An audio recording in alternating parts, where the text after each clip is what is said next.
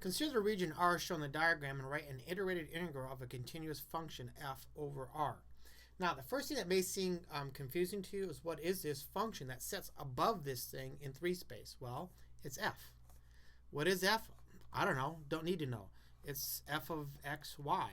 It's just some function that sets up here in 3 space. So we're not going to actually integrate anything. We're just going to think in terms of setting up the integral. So there's a few things that I need to do. First thing, I need to decide whether I want to try to approach this as a type 1 or a type 2 region. Now, I could do this as a type 2 region. I'm not sure I want to because it'd be more difficult. But if I do this as a type 2 region, I'd need to split it like this and then consider this direction like this.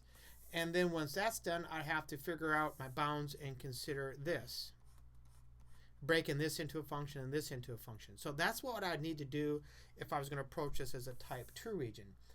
Looking at it, it makes a lot more sense to me to think of this in terms of a type 3 or type 1 region.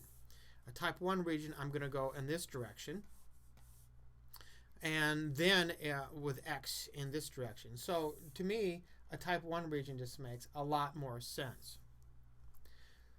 So one of the things that I need to do is I know that I'm going to have this inside integral of f of x, y.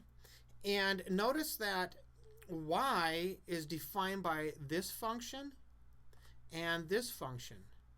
So what I want to do is go from here to here. So that means I'm going to be integrating from 2x squared to this function, which is 2x plus 24.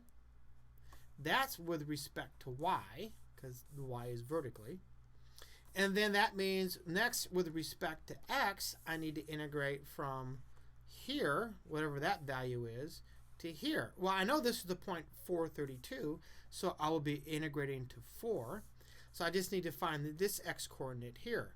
Well, the way I'm going to do that is take 2x squared and set it equal to 2x plus 24.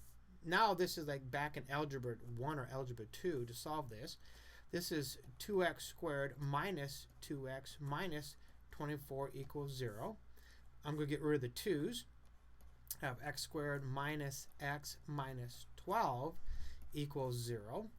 Does this factor nicely? Yeah, it does. How about x minus 4 times x plus 3 equals 0? So there's my negative 12, and there's a negative 1. So this is going to be 0 when x equals 4. Well, I know that because it was right there. And when x equals negative 3. This is the piece I need. That's the value right here. So I will integrate from negative 3 to 4. So if I actually had the function of xy, or a function of xy that was above this region, this is how I would integrate it. Simply substitute f of xy for the actual function, and then here's my bounds that would represent this region that I'm integrating over.